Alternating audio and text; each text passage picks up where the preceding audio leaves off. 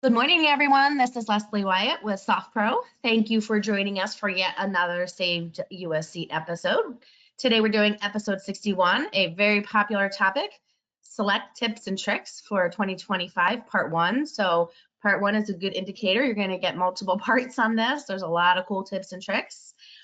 Before I go ahead and go into the thick of everything, I just want to remind everybody that we do record these and you will receive a link to the recording later this week so that you can either review it or use it within your offices for training or share it with your peers, however you want it to be used. We also encourage questions. There's a question feature here within the webinar. If you want to type out your questions, we'll try and get through as many as we can. I will say that in the tips and tricks episodes, we tend to get a lot more questions on items. So if it's something we don't get to, we will certainly try and reach out to you offline. Or if it's something real specific to your area, then we'll certainly just try and address that one-on-one with you. But please don't hesitate to put in as many questions as you have, and we'll get through as many as we can as we go along. And with that, I think we're going to talk about SPUG. SPUG is our SoftPro user group. And this year we are going to the wonderful city of Nashville. If you haven't been, it's amazing. It's a super fun city. It's beautiful. It's definitely worth the visit. More importantly, the sessions are wonderful. And this year it's going to be in Nashville, April 9th through April 11th. So that's April 9th through the 11th. So if you are interested in sending yourself or anybody in your office, please go to softprocorp.com/SPUG and register. And just a friendly reminder that the early bird pricing special will end this Friday, February 14th. And we also have some record numbers going. So definitely register if it's something you're thinking about. And if you have any questions, please reach out to any of us at SoftPro. So I don't want to take up too much time because, like I said, this is an extremely popular topic. So at this time, I'm going to turn it over to our wonderful Jessica Ames, who is a senior trainer at SoftPro, and she has graciously decided to take some of her time and help us out today. So thank you, Jessica. Thank you, Leslie. Okay, so everyone, again, like Leslie said, my name is Jessica, and I will be doing our Saved You a Seat session today. And I'm going to go over some tips and tricks and some kind of convenience items that we can use in our everyday lives here in using SoftPro Select. And as Leslie said, please feel free to send over the questions. If you have them, Leslie's going to keep track of those, and she'll kind of pipe in. She'll speak up if there are some questions that come up of things that I haven't addressed so far, or things that are on topic. And like she said, anything that we don't get to today, because we've got just an hour of time, then we will definitely follow up with you all off webinar. Okay, so I want to start out with a multi-order view. So this is something that we get a lot of questions about as a trainer. So just FYI, I am a trainer here at SoftPro. I've been here about 7.5 years. So I either do online training or go onto customer sites and train in office. So one of the things that we get questions about is, can I look at more than one order at the same time? So currently in my SoftPro Select, I have one order open. I'm going to go back to my start page and I'm going to open up a second order. So we have a limit of up to 5 orders that can be open at the same time. So if we think about those tabs across the top of our screen, we can have up to 5 different orders, 5 different tabs open. Now those tabs are going to kind of sit on top of each other. So I can, of course, kind of toggle between one order to another. But we often get the question, well, can I drag one order over here on this monitor and then look at this other order over there on that monitor? So we can't split between 2 different screens, 2 different monitors, but we can split one screen. So in order to do that, what you can do is you can, let's say I've got these 2 orders open, grab one of those tabs, either one of them, grab it with my mouse. If I hold down my left mouse button and start dragging, holding down that mouse button, dragging towards the center of my screen, you're going to see a little cross that pops up. And I can then choose the position that I want these orders to be against each other, side by side, top to bottom. So that allows me to see two completely separate orders on the same screen. This is very nice if there are little bits and pieces of information you want to copy from one order to another. Maybe it's just like one contact address. I want to copy it from this order and put it in this other order. I want to copy the property address. Just little bits and pieces. Maybe I want to copy certain fees. We can do that very easily. The other thing that is nice with especially splitting the screen, if we think about copying things from one order to another, is attachments. So if I go into the attachments for this order number 309, and I'm going to add just a few attachments here. And then I move over to this order number 308 and look at those attachments. If I would like to copy PDFs, Word documents, Excel spreadsheets, anything that's in my attachments, if I would like to copy and move those to a different order, this is a really nice way to do it. It makes it a little bit easier. So I can take a attachment, drag and drop it over in that other order. So especially for those of us that create, let's say A and B files, that we're doing, two separate closings maybe for the same property, and based on our transaction, we need an A file versus a B file. If there are similar documents you want in both, you can drag and drop from one to the other. Or even if it's something like I've got two files in the same subdivision and there are HOA docs or there are covenants and restrictions that I would like copies of in each of those orders. If you have a base order that has all of that information in it and you kind of use that base every time you create a new order for that subdivision, you can easily drag and drop any of those necessary documents from your attachments from one order to another. Splitting your screen makes that a little bit easier. Now, that doesn't mean I have to split my screen to do that. So if I unsplit my screen, so I'm going to save this order here and close it. And then let's reopen it. So I don't have to split my screen in order to copy things from my attachments from one order to another. Even if I have my screen set up as normal, where I just have the tabs, I can go to the attachments. Let's say I want to move this order summary from this order 308 over into order 309. Without having to split my screen, I can grab that attachment, drag it up towards the tab, so that kind of brings that order forward to the front view. And then if I move my cursor down somewhere in the order, and you can be on any screen, it doesn't have to be the attachment screen. And once you release your mouse, it will then also move that item. It doesn't move it out of the original order. That order summary is still in order number 308, but a copy of it has now also been moved into order 309.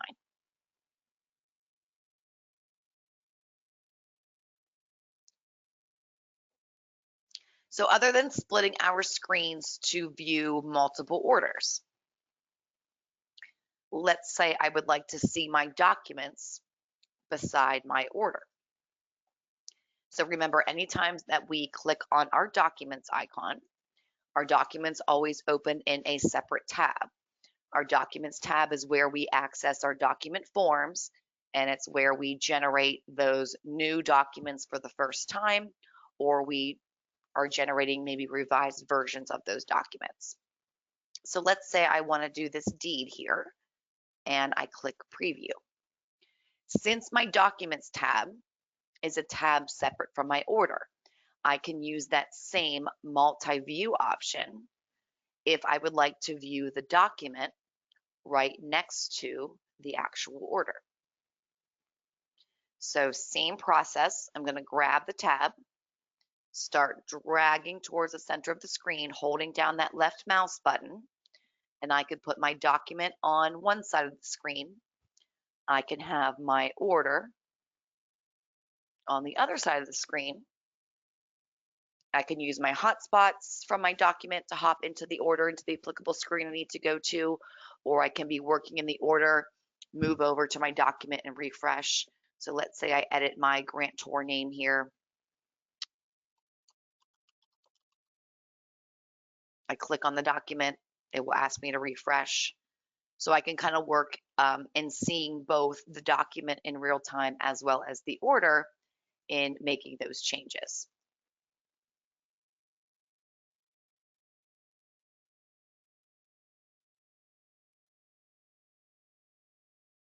So another great thing we can use, kind of keeping in the realm of this multi-view option, is with tasking.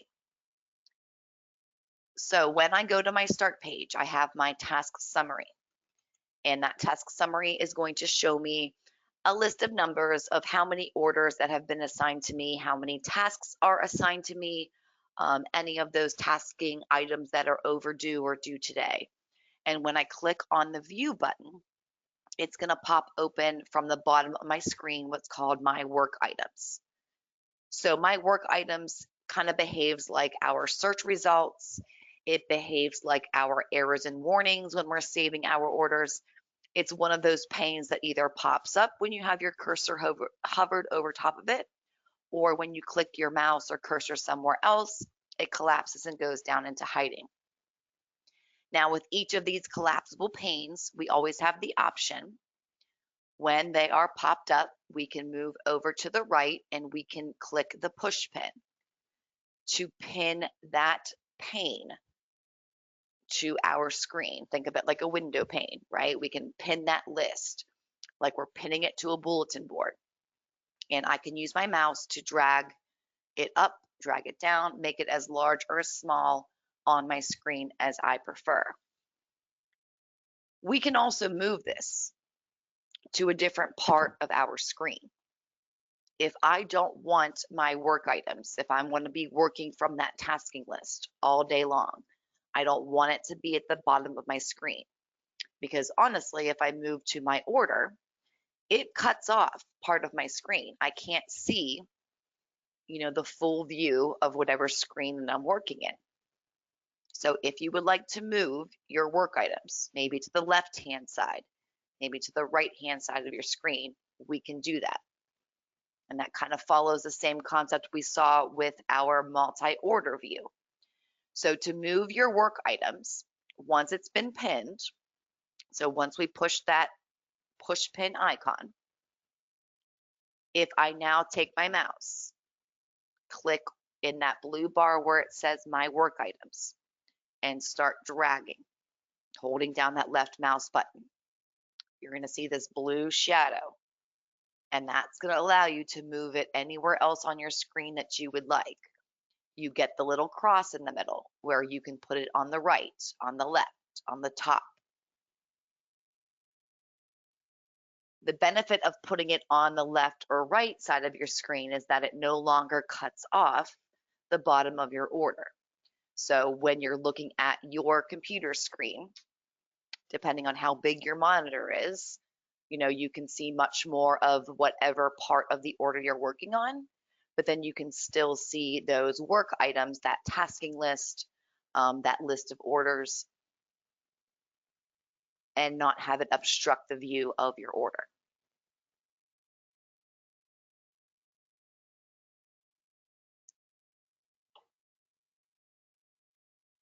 Now, of course, I can always click the pin icon one more time. That will send those tabs and hide them. It'll collapse them on that right-hand side of my screen rather than at the bottom, because I've purposely put them there on the right side rather than the bottom. Excuse me. If I want to refer back to those work items, then all I need to do is hover over that tab. And of course, I can repin them just by clicking that push pin icon if I want to make sure to pin them to the screen.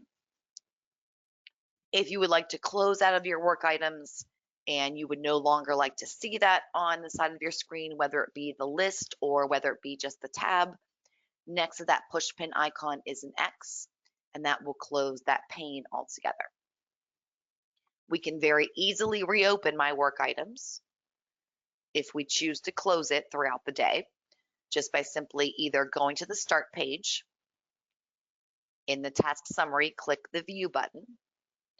The other option we have is to go to our home button, that button in the top left, that's a circle with a house on it. We can single click, we'll see a menu, and we can reopen my work items from there as well. And then we can choose to move it to whatever part of the screen that we want to see it in. Now, other than working from the My Work Items list, which will show me my orders and my tasks, so you can see that I have two tabs here, my orders, my tasks, but I also have some other tabs. I've got my fellow coworker, my fellow peer, Amanda, and I can track her tasks and her orders if I'm helping her out for the day. To add those tabs, if there's someone else's tasks you want to work from, you can do that by going to your view menu here in my work items, and you can choose other orders and tasks. So this will give you a list of all of your fellow peers, all of your fellow coworkers, as well as a list of kind of group queues that your organization may have set up, whether it be like an order entry queue, closing queue, title queue. So you can choose which tabs you would like to use to your work items so that you can track those queues. So if I, for example, want to add in, let's add in Rhonda. So now when I look at my work items, I can track my tasks, things that are assigned to me, tasks that are assigned to Amanda, as well as tasks that are assigned to Rhonda. So as you can see, I'm kind of jealous of Rhonda because her tasking list is clear. My tasking list has 18. So I've got a little bit more work to do today than Rhonda does. So maybe she doesn't need help. I can go ahead and close her tab. So if I want to close her tab, I can click on it, and then there's a close icon right here. And that will close her tab out of my work items. So it's called My Work Items because we get to customize it. We get to make it look exactly as we want. We get to have whatever tabs that we want. We can change those tabs every day, or we can set them and forget them because they'll never Hey, go Jessica, anywhere. Yes. I have a good question here. It says, can you choose different columns for work items for the task list? So unfortunately, no. However, the next thing that we're going to look at is a thing called a work list. So in my work items, we cannot customize these columns in terms of what columns we see. So if I look at my tasks tab, the first column I see is the name of the task, the date the order was opened, the status of that particular task, if it has a due date, what that due date is, the order number it's attached to, and then the settlement date. So we cannot customize those columns or move them around. We can resort the list by whichever column we want to sort by. If I want to put these tasks in alphabetical order by task name, I can click on that column header. If I want to sort these tasks by order number, right? Show me everything that's, grouped together by this is everything needs to be done in that order. We can click on those column headers. But the good news is that other than using my work items, we have another way of looking at our tasking that is more customizable, and that's something called a work list. So whoever asked that question, kudos to you. You were reading my mind. That's exactly where I was going next. So from my work items, we have this little icon right next to that view menu. And when we hover our cursor over it, it's called work lists. When I click on that icon, my work list tab will open from the right side of my screen. This is just like those my work items. I can move it around and put it somewhere different on my view if I would prefer. I can pin it, or I can let it collapse if I don't want to see it all the time. So a work list we consider as kind of a custom query of the system. You can think of it maybe as a custom report type thing, where depending on what you want to track, you can set up these work lists based on whatever criteria you want to see. And these work lists, we can customize what columns we see in what order we see them in. And these work lists can also be added to my work items. So just to kind of give you an example here, I have some work lists already pre-saved. So if I want to run a work list, all I need to do is double click on it. So if I double click on this My Commitments, it's going to basically run that query of the system and then show me, based on how I set this work list up, what the results are. So I particularly set this work list up to show me any of those prepared commitment tasks that are still outstanding, right, that they've not been completed, that are assigned to me specifically. The columns that I see here in the work list, I can customize by clicking on this options icon. So all of the available icons are here, or sorry, available columns are here to the left, and the selected columns are the ones that I will see in the work list. So I can either add or take away columns, or I can also resort them to be in the order that I want. So let's say I don't want the task name to be the first thing that I see. I want the first thing I see to be the order number. I'm going to move that to the top of the list. Maybe I don't care what category the task is in. I can use this arrow to remove that. I don't care what the tasking code is. I don't care what the type is. I don't care when it was completed, because this is an outstanding tasking list anyway. The parameters I set for this work list are to only show me those things that aren't completed. So that column would always be blank. So I can remove that. Maybe I don't need to see, other than, let's say, the buyer name, I don't need the seller. I don't need the property address. I don't need the lender. So I can remove all of these columns and customize the order in which I see these items and what items I see. So if I hit apply and then click OK, and I refresh this work list, now I get a custom view of the tasking that I'm looking to track.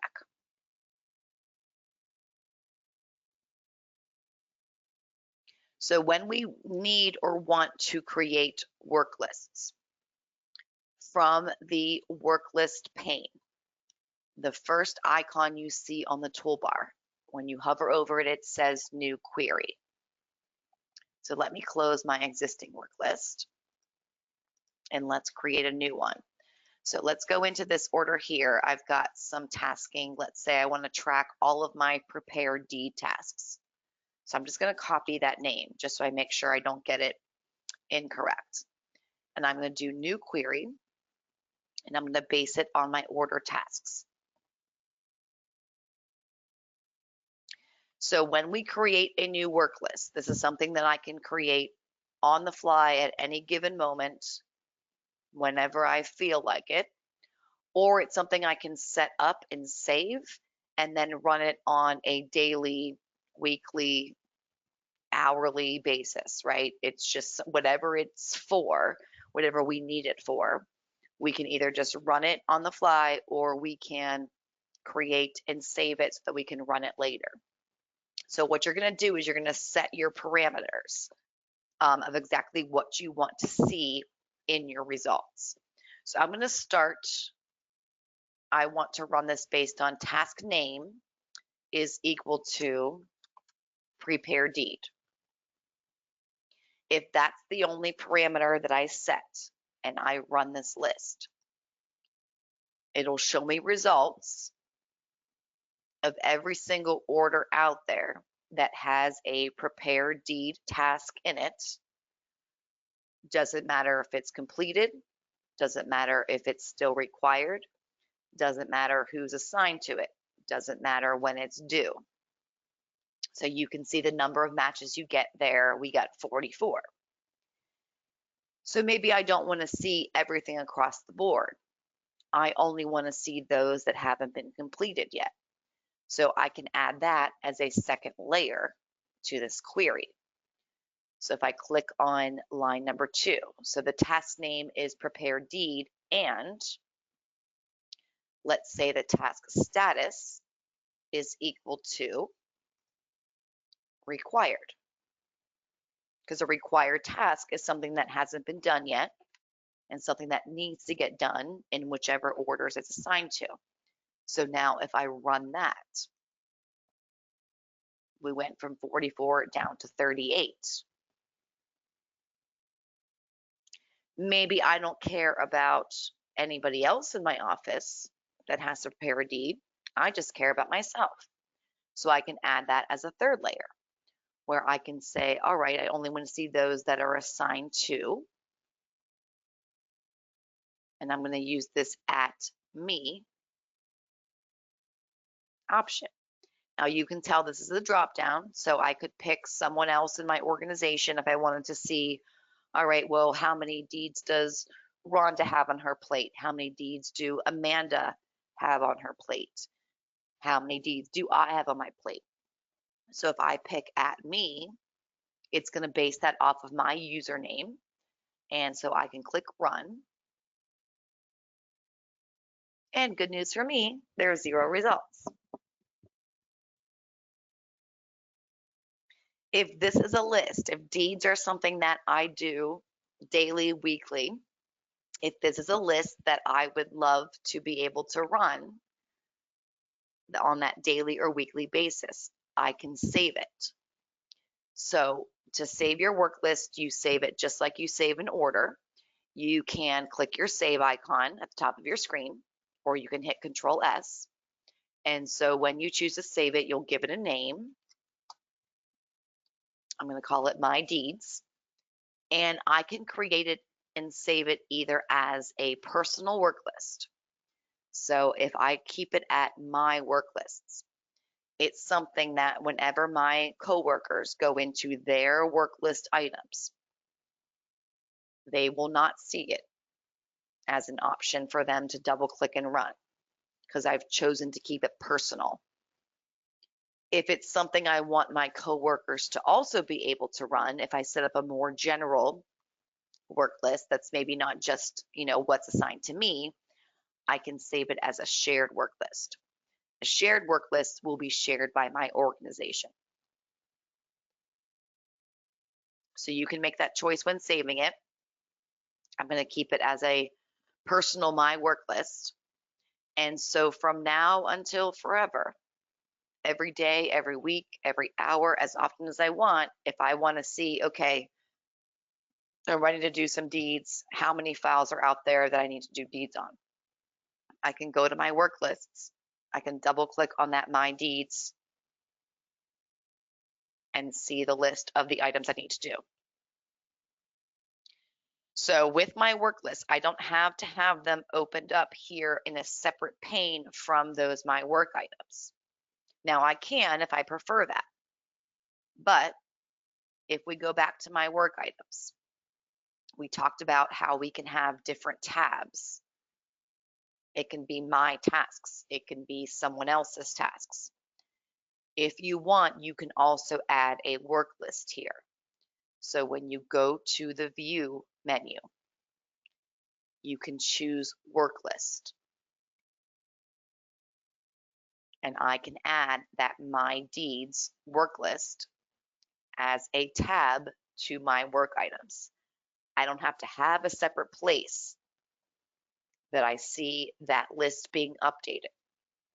It can be a part of my work items, just like with anything else. And again, my work items is called my work items because we each get to personalize it. We get to put the tabs that we want, the lists we want to be able to monitor, whether that be a tasking list or whether that be a work list. Okay, I have a couple questions here if this is a good time to ask. Sure. Okay, so Em says, going back to the My Orders list, what makes those files be in that work list? Is an order that has a task set assigned to it in the file, like how does it show up there, I guess, is what they're asking. Yes. Okay. That's a really great question.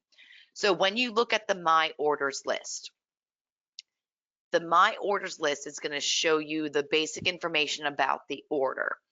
And in the My Orders list, it means, so like currently I have 13. And that means that there are 13 different files. There's 13 different orders in which I have been assigned at least one task. In any one of those given orders, I might have one thing that's assigned to me, my personal username, or maybe there's 20 things. So I have 13 orders assigned to me. My tasks, I have 18. So across those 13 orders, there are 18 outstanding items within those 13 orders that have been assigned to me personally that are not yet completed. So the My Orders just means these are the orders in which you have at least one task that's yours. It could be 1, it could be 10. Okay, great. The next one we have is, can I back up the work list on my computer? She says I created them before, but has lost it through some upgrades. Wondering if there's a way to back it up. Ooh, that is a good question. Okay, that's fine. We can answer offline. We Right. can I look mean, into that's it. a little bit above my trainer knowledge. I'm not sure why they wouldn't retain with an upgrade. So that might be more of an IT or a SoftPro technical services question. So Okay, yeah. I All would right, say well, we open a will, support ticket for that. Yes. yeah, absolutely. Okay, is there a way to copy existing work lists and then paste and edit it? My follow-up question would be copy to where? I'm guessing maybe, I'm actually not sure. Angela, if you are still on and you can Yeah. clarify that, we can So definitely where do we want answer to some. copy them to is, I guess, my follow-up question. Maybe if they're creating different work lists, maybe they want to copy and paste to create a new one based on different tasks. I don't know. Oh, okay. Well, maybe to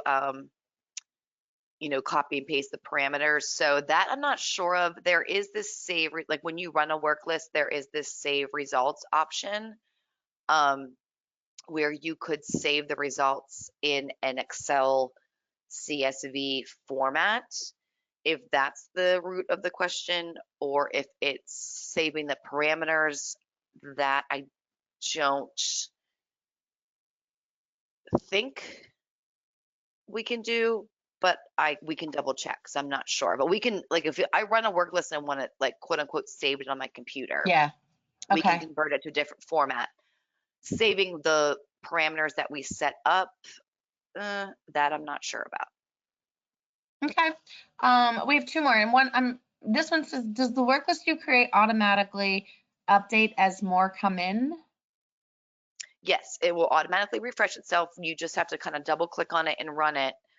If you leave it open, like say if I run a work list, let's say I run this my commitments work list, and I just decide to just keep it open, and I'm working in orders, and I want to go back and make sure it's updated. If it hasn't auto updated, which it should after every minute or so, there's a refresh option. So I can force it to refresh if I'm expecting it to update and it Right. hasn't gone through its automatic update. Yeah, you just have to keep it open if you want to be able to force refresh it, or you can just open it up, run it, close it, reopen it to get the latest results.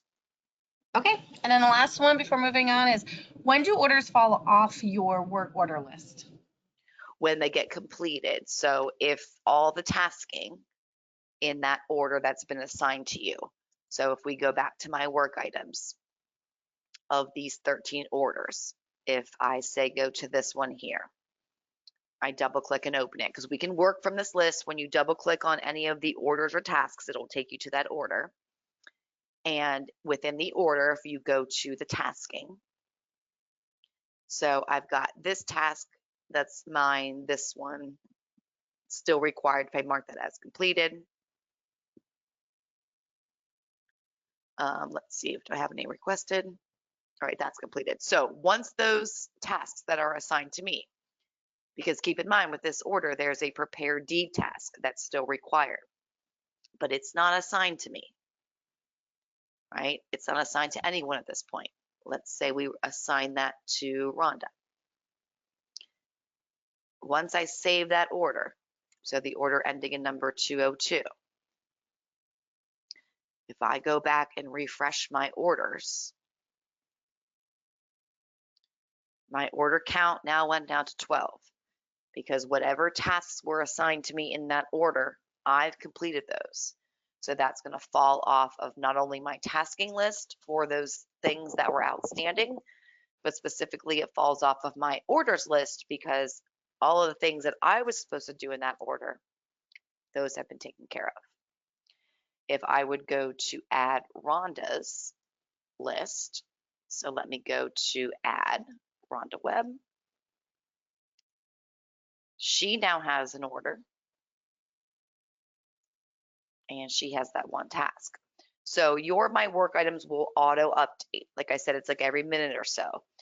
If you are wanting to look at it and it hasn't yet gone through that automatic update, right? I'm a little too quick. I've gotten in there before it's gone through its update every minute.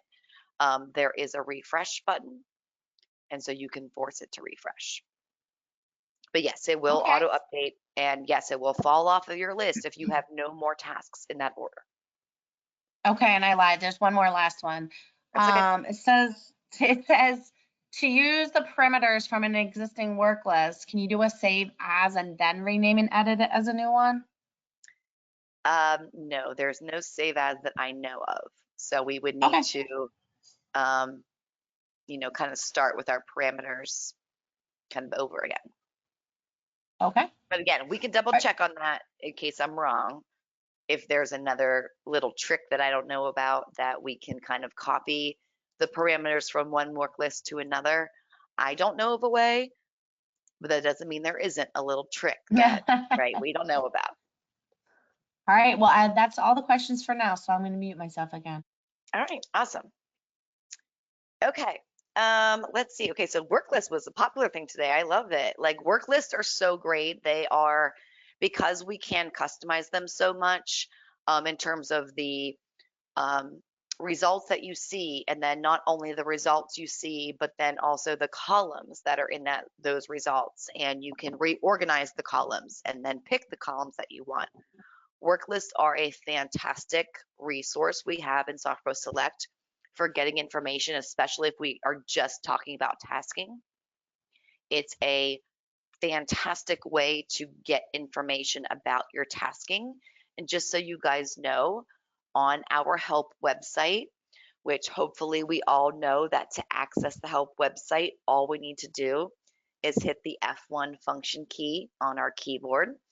Whenever you're in SoftPro Select, that will always, always launch the help website. And you're going to find some great resources here on setting up and using and managing those work lists.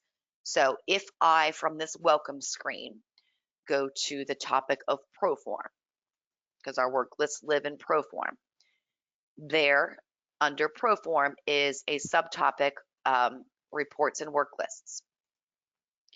You're going to find videos, right? In addition to, like Leslie said, this video will be recorded, but in addition to this webinar that you'll receive a recording of, there are also some other basic videos on an overview of work lists and how to create them.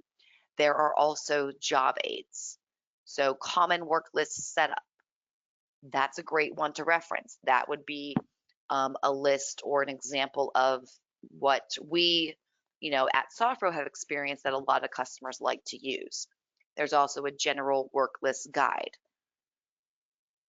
how to create work lists, how to view them or move them to my work items. So there's a lot of good resources out there that I want to make sure you guys all know about, right?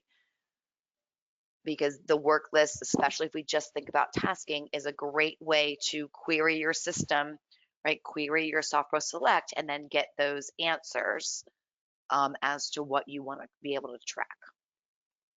I like to think of it as like, rubbing the side of a, genie bottle of like, genie, please show me XYZ, and then the work list can show you that. So speaking of shortcuts, right, F1 is our shortcut for accessing that help website. There are some other keyboard shortcuts we always want to make sure that everybody's aware of. The number one keyboard shortcut is obviously F2. Any of you that have gone through your training, whether it be webinars or on-site training, whenever you implemented with SoftPro, you know that us trainers, we just hone in on that F2 function key. We talk about it endlessly because it is so helpful and is so important. Anytime you have red text throughout your order and you want to get rid of that red text, the only key on your keyboard that's going to do that for you is the F2 function key. So for example, if I go to my CD page 2 and I've got this origination fee, I put it in the buyer paid at closing column, but turns out it was supposed to be borrower paid before closing. To remove that $1,500, delete and backspace will not do that for you. If I click backspace, as soon as I move my cursor, it puts a 0 in that field. If I try to delete that 0 with my delete key, as soon as I move my mouse, my cursor somewhere else, it puts a 0 in that field.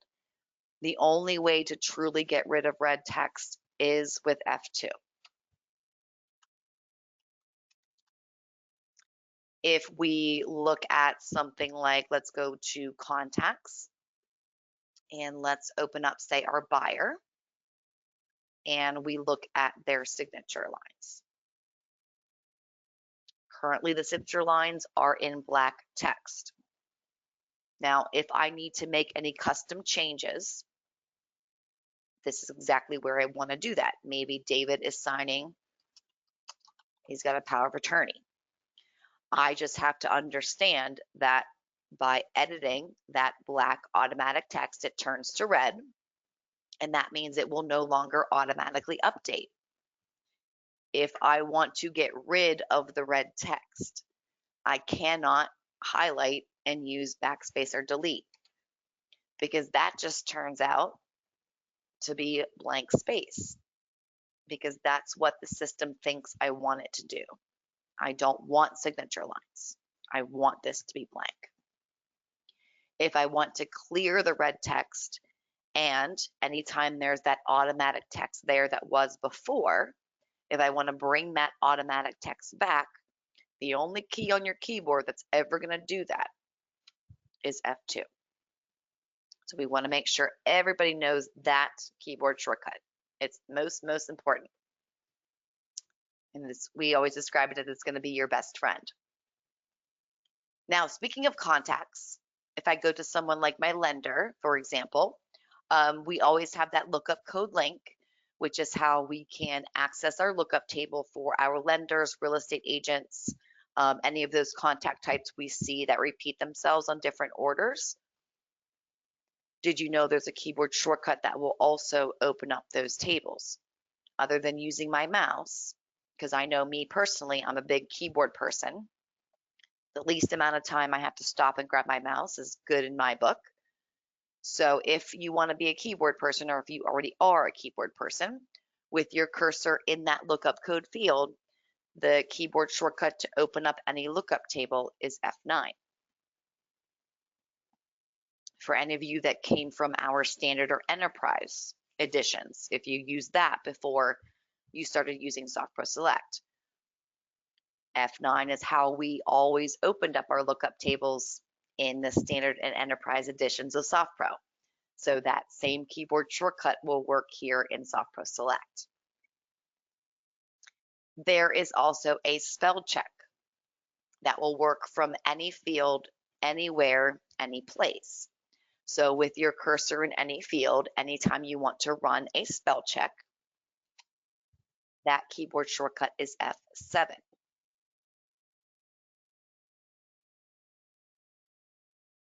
So that will run a spell check of anything on your contact screen, express order entry, your CD, right? Anything, anywhere that you're going, it will run a spell check of that field.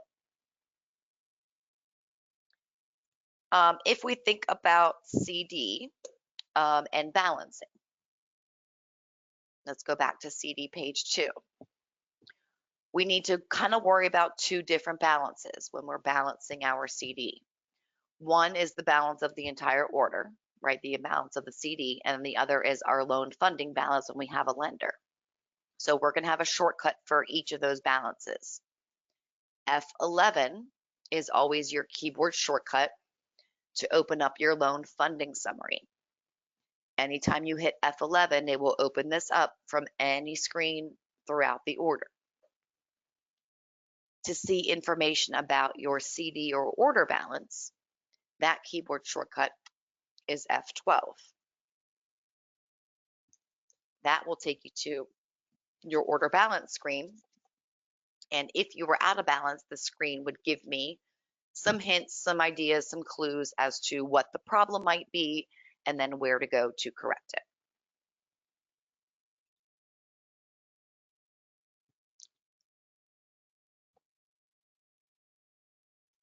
All right, so in our last like 10 minutes here, let's go back to contacts. And let's look at some of the added functionality, some things that are a little bit new in the latest version of Select with our contacts. So I'm going to go to my seller contact here. So some of you may have noticed that there is a new field here with our seller contacts called current vesting. So when I put in my seller contacts, right, whoever is on my contract, how is that going to translate over to something like a title commitment or a title report? And that's exactly what this current vesting field will show you. So especially in my case, I have an estate as my seller, but that's not necessarily how they're currently vested, right? Mary wasn't unfortunately deceased when she purchased the property. So in terms of my title work, my title commitment or report, I might need to show her vesting as something different.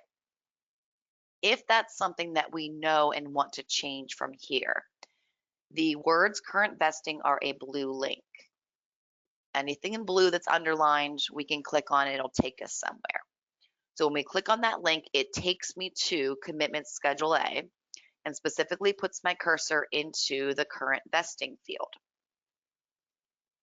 Right? If I knew that Mary and Matthew took title, not in the estate, but as Mary T. Johnson and Matthew Johnson, let's say as joint tenants in common, I can go ahead and list out that vesting. So I have that link right there from the contact screen. So when it comes to other documents, when it comes to my settlement statements or CD, right, I've got the estate listed exactly as I need them to show on those closing documents and settlement statements. But in terms of title, we can access, we can see what the current vesting should be listed like on those title docs. If I scroll to the bottom of my contact screens, and so this would be applicable to not only your buyers and sellers, but your lenders, your payoff lenders, your insurance companies, pretty much anyone. Every single contact screen has a spot where we can designate how we intend to anticipate funds from that contact or how we anticipate to disperse funds to that contact. So this seller that we're looking at is the estate of Mary Johnson. If I know whatever her proceeds are, she requires a check. You know, her executors, her attorney, whoever it is, they require a check. I can set that here as part of the contact. Right now it's defaulting to outgoing wire. I can change that to check. If I go back and go to, let's say, someone like my lender contact, well, how do I anticipate to receive money from that contact? If it's not going to be a receipt, because a receipt means that it's going to be a check or a cashier's check. If I know that lender is going to wire me money, I can change that to incoming wire. And these anticipate funds as and disperse as, these fields are part of our lookup tables. So when we have a contact that we pull into an order, if it's an existing contact already in your table, if you make that update, so let's say I changed this Bank of Pennsylvania to anticipate funds as incoming wire because they always send me a wire, I can make sure to update that contact in the lookup table. Now, updating our lookup table is going to be based on our permissions. If I have permissions, so if I do Bank PA, and I go into that lookup table, if that is an existing entry, and I'm able to insert it, I can go ahead and update that lookup table myself. If I am someone who doesn't have that permission, I can take that existing code, copy it and paste it as a reference, and put in the letters in that code field UPD so that my lookup table managers will know to update that contact. The name, the address is good, but they always wire us money. So let's just update the table with that incoming wire information. When we think about contact types that we wire money to, so let's go to, say, this payoff lender. So I have set my anticipate disbursement as outgoing wire already for this contact. So every time I pull in Wells Fargo as my payoff lender, it by default is going to come in as an outgoing wire. We also, with every contact, have the outgoing wire information fields. That can also be a part of your lookup table. If I want to store the outgoing wire information for that particular contact, if it's something that's not going to change on a file-by-file, case-by-case basis, I could add in that information. So let's add in Wells Fargo, and then let's add in a routing number, and I'm going to add in a bank number. This information we can store in that lookup table, but this information will also then translate to the register. So with our outgoing wire information, you can see that there are tons of different fields, obviously bank name, routing number, bank number. But if there are special instructions, further credit that needs to be identified, if there's an intermediary bank, we can add that. Over to the right, we can make sure that these have been verified, right? Who in the office verified those? So I'm going to say that I verified these with, let's say, Susie at Wells Fargo today.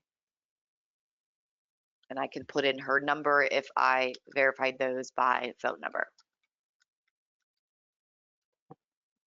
So when we are working in our register, if we go to our register in this order,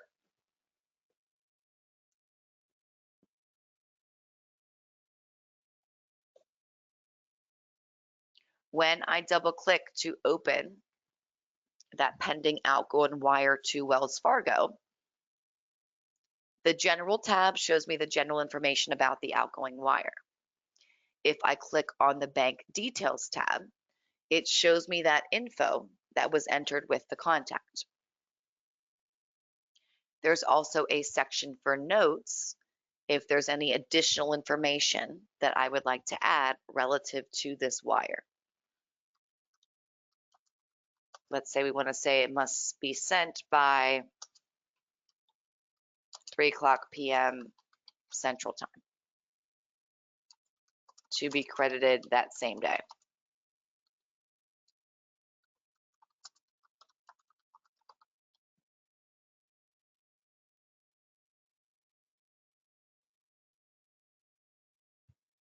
And so in the register, I can see that note, whatever note has been added to that particular transaction, so that anyone who's dispersing this order would know, okay, this is going to be an outgoing wire, but we need to make sure it gets out by 3 p.m. Central Time in order for it to be,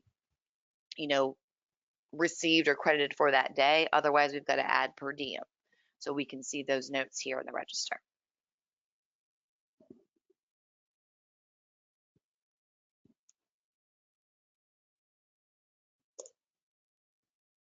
Okay, so we're at the end of our hour. That's the information I wanted to share with you guys today. But Leslie, I wanted to leave some time for any extra questions. So do we have any other questions that have come in? We do. Let's see, it says when we change from buyer to trust, for example, it wipes out the email and phone numbers. There's a way to keep it all on the contact screen when we change the buyer entity. I mean, I know the workaround is to obviously make that text red, but you can answer that question.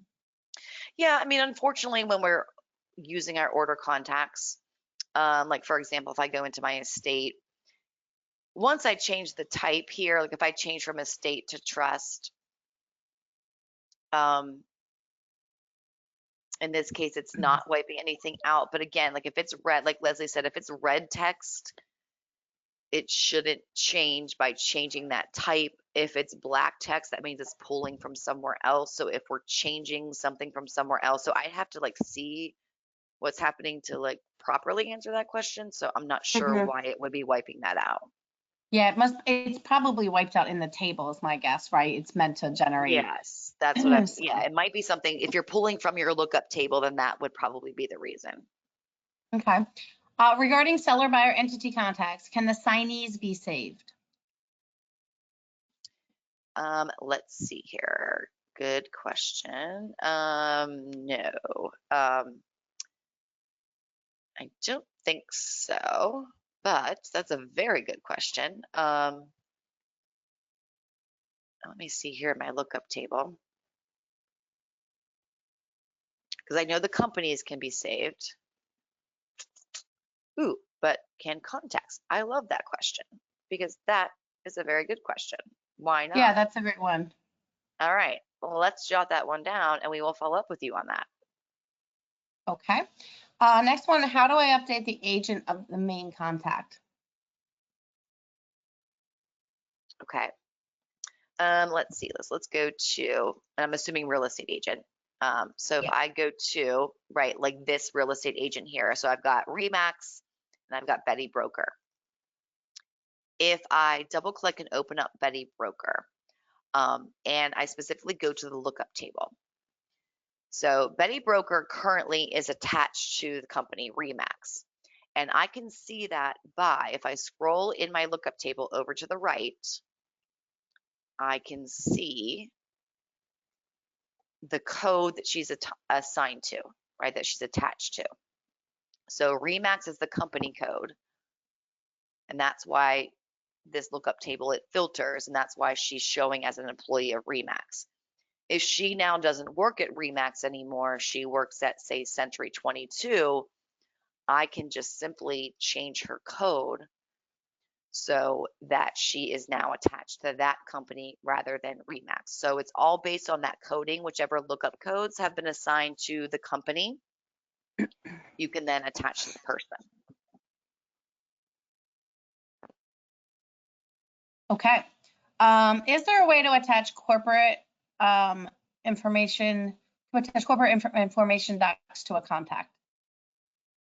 Corporate doc information, To a like particular I'm assuming contact. like, yeah, documents, attachments and stuff. That I'm not sure about. I mean, that's another thing that we can kind of follow up on and double check. I don't know. I mean, I know that we can have certain templates and things for certain organizations. Now, if to a contact, can we attach, you know, corporate docs like that? I don't think so, but we can double check on it. Okay. And then I think we just have two more, if you don't mind. Yeah. You're talking Yeah. about all It this. says, in the outgoing wire information spot in the contact screen, my SoftPro does not have the spot where you can add verified by information that's over on the right, where the wiring information goes. Okay. So I would make sure that you're on the latest version. So on your, or in your file menu, right? If you single click on that home button, file menu, and you go to the button select options, and then from that little box that pops up, if you click about select, and you can see what version that you're on. If you're on an older version, that would be why you're not seeing that as an option. And you can schedule a free upgrade with SoftPro support. Okay, and then one I think we're going to answer offline. I have files that have tasks in prior to her employment. Is there a way to filter those out? Like, will she need to go into each one and check those tasks? Or is there a way to filter that out and get them out of my tasks? So there's no way to kind of take a bunch of tasks and reassign them to someone different. They would have to be reassigned individually. Okay. Unless I should say caveat, unless they're assigned to her because, so like in the order, we have this order information screen. And depending on how your tasking is set up. So like, let's say, for example, my tasking is formatted that these 5 tasks are assigned to whoever the closer is in the order. You could just change who the closer is, and then that would reassign those tasks. Now, on the flip side of that, when I look at those tasks, if who it's assigned to is in red text, that's not something the system is automatically assigning. That's something that we've set up. It has to be this particular person. Those would have to be assigned one by one, reassigned one by one. Okay. So it depends on the original setup of your tasking. Got it. Okay. And then if our company has both buyer and seller files, like their individual files, not in the same file, can you link the files together for quick access? So the best way to link files together, back on that order information screen, you have a project name field. If you give both of those files the same project name, then you can search by the project name and have them both come up in your search results. Okay, great. And then this will be the last one. It says they're not seeing the current vesting under seller contact, and they're wondering if that's a result of not having the most current version. Yes, that would be true. Okay, so just go back and look and again, and I know Aunt Jessica said this, but if you ever need help upgrading or updating, definitely just put a support ticket in. They can walk you through it or assist with it, and also make sure you're on the latest versions. So yes, so like our latest okay. version is so it's 4.366. If anyone's on 4.357, right, or anything, you know, beyond that, like lower than that, yeah, you can reach out to the SoftPro support phone number or send them an email and ask to schedule an upgrade, and they will update you to the latest, greatest version. Yeah, for sure. Wait, someone just about the question you just answered was asking. It says, can you just repeat that about the linking, that the project name was the answer? Oh, yes. So on this order information screen, the top field that you have is called project name.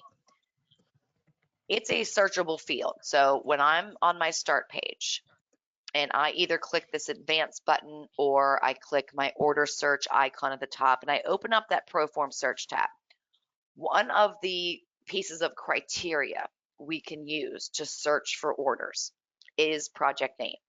So if I think about having 5 orders that I want to be able to search for and have come up at the same time, If I give them all the same project name, I can search by that name, and then all 5 orders will come up my results. So if I have buyer-seller files and I don't want to search by address, right? If they're not the same address, if they're not the same, buyer and or seller, if you want those files to come up in your search results at the same time, you can give them the same project name. If you have a buyer side file and a seller side file that are both the same property, it may not need a project name. I would just search my system by address. So any information that's consistent in those 2 files, you can search by so that you get them in your search results. But project name is another option. Well, Jessica, thank you, and thank you for staying on. I know you have other stuff going on, and thank you for all the attendees staying on. Just a reminder that this Friday is the last day for the early bird registration if anyone is interested or planning on attending SPUG. Just another reminder, we will be sending out a recording link to this. I know there was a few questions that we'd look into, so we will do that as well, and we may just include that in the follow-up email, or we may reach out direct. So if anyone has any questions, please feel free to reach out. Obviously, utilize support as well. But I want to thank everybody for joining us again. I want to thank Jessica for your time and sharing your cool tips and tricks.